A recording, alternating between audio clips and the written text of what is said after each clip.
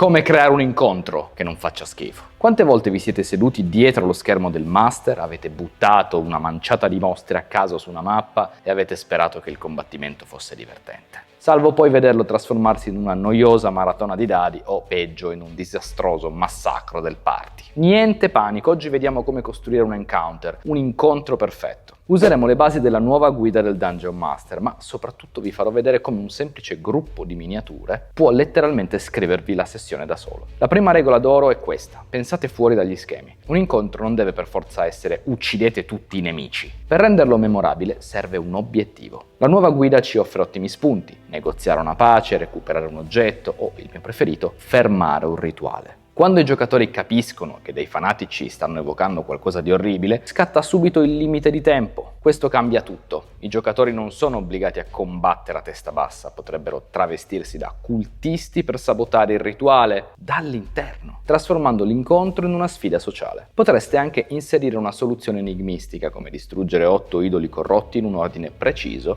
per spezzare l'incantesimo. Se falliscono, non serve sterminare il gruppo con un total party kill. Se non fermano il rituale, il cattivo diventa più forte oppure viene rilasciata un'antica divinità. La storia va avanti, ma con conseguenze tangibili. Bene, abbiamo l'idea. Ora dobbiamo calibrare la difficoltà. Bassa, un momento di tensione ma 0 vittime. Moderata, nessun problema se il party è riposato, ma letale se non hanno risorse. Alta, richiede tattica e fortuna, rischio di morte elevato. Se usate i punti esperienza, la guida vi fornisce un budget XP. Per 5 personaggi di livello 5, in una sfida moderata avrete circa 3750 XP. Considerate questo numero come il vostro portafoglio virtuale. Un mostro vale 50 XP, ne comprate finché non esaurite il budget. Ma come scegliamo i mostri giusti in un manuale di 500 pagine? Potremmo filtrare per statistico, per grado di sfida, ma io voglio svelarvi il trucco definitivo dei master: l'ispirazione visiva. Invece di partire dai numeri, partite dai modelli fisici.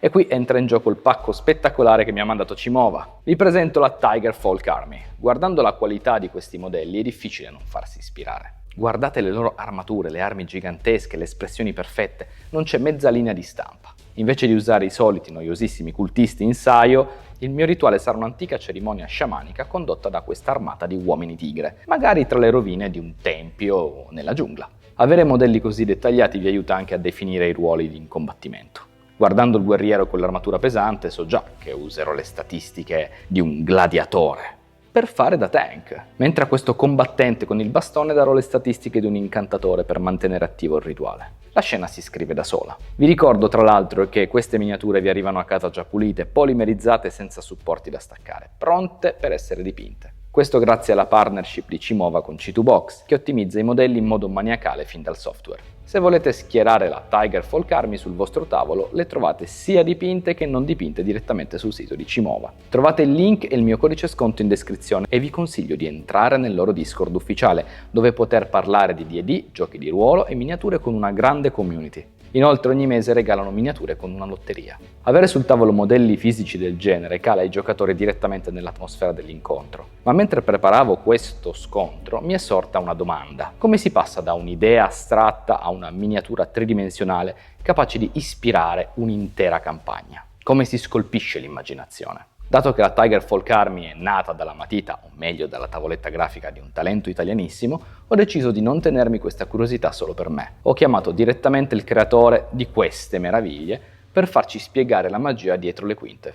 Diamo il benvenuto ad Alessandro, in arte Mojibake. Ale, ciao e benvenuto. Iniziamo subito da una curiosità. Da dove arriva il tuo nome d'arte Mojibake? Allora, Mojibake viene da un termine giapponese che vuol dire trasformazione. Non so se avete mai visto in internet, quando magari andate, non so, su un sito che ha dei caratteri asiatici, no? Che a volte non vengono convertiti bene, viene quel simboletto tipo rettangolino a box. Ecco, quello è il Mojibake, che infatti ritroviamo anche nel logo. Mojibake quindi vuol dire trasformazione nel senso che partiamo sempre da idee, no? Idee anche a volte confuse all'inizio, perché magari è un turbinio di idee, e poi piano piano, no, le trasformiamo in qualcosa di più concreto e finalizzato, ecco. Per creare la Tigerfolk Army e darle questo stile così riconoscibile, a cosa ti sei ispirato? Sì, vabbè, allora, diciamo che io sono per metà asiatico, quindi mia mamma viene da Singapore e quindi sono sempre stato influenzato un po' dalla cultura orientale e in particolare quella cinese, perché diciamo mi è quella più vicina. E quindi ho detto, beh dai, mi piacerebbe tantissimo fare qualcosa di asiatico, cosa potrei fare? Sicuramente sono stato influenzato tantissimo da World of Warcraft, quindi non so se hai giocato, quindi sappiamo i panda, sono tutto Pandaria, no? E ho preso molta ispirazione da lì, infatti diciamo in quel set, oltre alle tigri buone, diciamo, ci sono anche i cosiddetti cattivi, no? Cattivi generati da un'ombra, no? Che un po' ricorda quello, adesso non mi ricordo come si chiamavano in World of Warcraft, quelle entità oscure, però diciamo prendendo un po' ad esempio da quella parte lì. Ecco. Sono tutti uomini tigre, ma ognuno ha un carattere unico. Come riesci a rendere così differenti e dinamici vari modelli all'interno della stessa fazione? Sì, beh, allora, quando si fanno armate ovviamente io suddivido per, diciamo, grandezze di miniatura, ad esempio ci sono i warrior, gli arcieri e i rogue, che è stata usata la stessa base mesh, diciamo così, perché se no veramente era troppo lungo, però cercando ogni volta, no, di personalizzare certi aspetti di quel particolare, non so, warrior, di quel particolare arciere.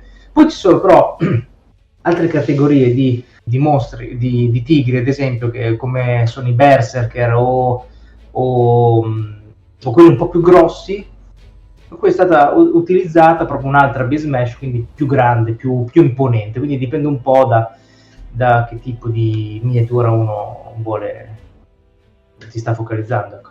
Tra tutti i guerrieri di questo set, qual è il tuo modello o modelli preferito in assoluto e perché? Allora, ce ne sono due. Sicuramente i Warriors mi sono piaciuti tantissimo, proprio come anche le pose che ho fatto mi sono piaciute veramente tanto. E anche i Berserker, quelli con lo spadone gigante che gli ho fatto sia la posa da... C'è una posa tipo un po' da... non Super Saiyan, no? Però che si sta caricando con l'aura e quella in carica con lo spadone. Quindi, diciamo, quelli mi sono piaciuti tantissimo. Poi mi è piaciuto anche tanto fare l'imperatore seduto sul trono. Mi è piaciuto farlo molto vecchio, stanco. Ultima domanda, da artista e scultore, hai un consiglio visivo estetico per un Dungeon Master che vuole rendere i suoi scontri sul tavolo più epici? Allora, sicuramente io ho dato nella campagna Kickstarter, c'è anche dal trailer, c'è un incipit un po' della storia, diciamo la storia di questi Tigerfolk, perché in realtà la vogliamo sviluppare come prossimo progetto, perché vogliamo riprenderli questi, però diciamo l'idea era nata dal consigliere dell'imperatore che diciamo scoprì in una caverna sotto al tempio nascosta, no? Questo spirito di questo vecchio boss rinchiuso proprio sotto al palazzo principale, che piano piano, no, gli sussurra nell'orecchio, no? E quindi lui viene manipolato, facendo poi liberare questo boss con poi tutti gli altri mini boss, ecco. Molto semplice, ecco, come idea, quindi non so, si potrebbe partire da questo, ecco.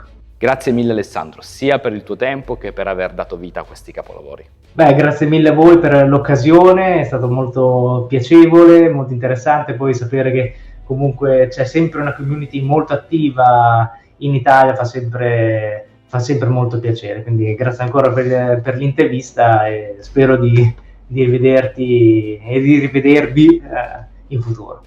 Bene, l'incontro è pronto, le miniature sono schierate, andate a recuperare le vostre su Cimova, preparate i dadi e fatemi sapere nei commenti quale sarà il prossimo rituale che i vostri players dovranno fermare. Alla prossima!